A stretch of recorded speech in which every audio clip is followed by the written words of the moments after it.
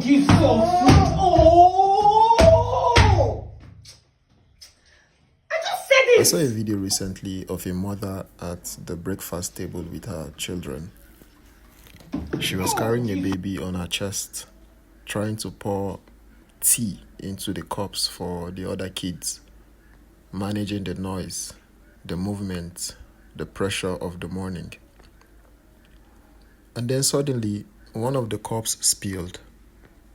Immediately, you could actually see something in her nervous system snap. She yelled, hit the table in frustration, walked away, tried to calm herself down. And honestly, I don't think she's a bad mother.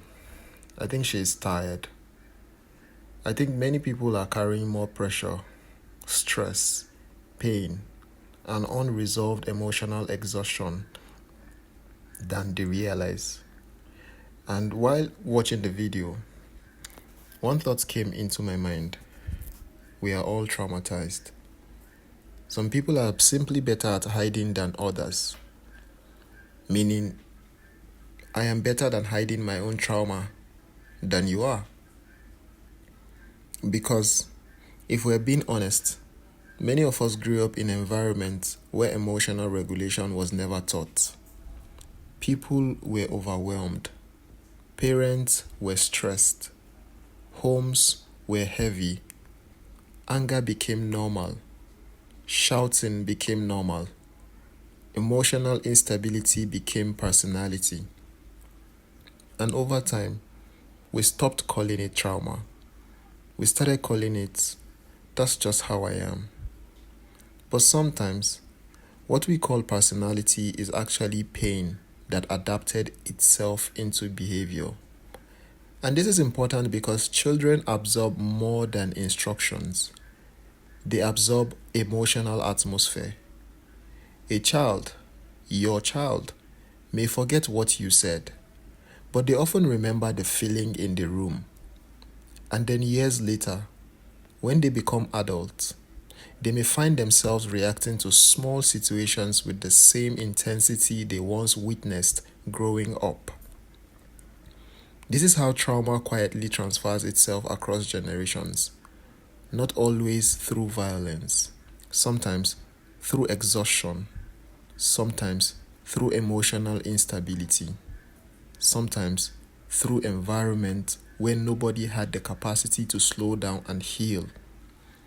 And honestly, social media has complicated this further because now many people are turning their unhealed moments into content. Moments that perhaps should have remained private spaces for reflection, healing, prayer, support, or rest. These moments are now uploaded for views, relatability, and engagement. And I say this gently, not harshly, because I truly sympathize with overwhelmed mothers. Parenting is difficult. Life is difficult. Nigeria adds to it. Modern life itself is overstimulating. But I think we must become careful not to normalize emotional dysfunction simply because it is common. Common does not always mean healthy, and awareness matters because healing often begins the moment we stop defending unhealthy patterns and start recognizing them honestly. Not with shame, not with condemnation, but with humility. And maybe many of us are not angry people. Maybe many of us are simply tired people carrying unresolved pain. And perhaps the first step toward peace is finally admitting that something inside us still needs healing.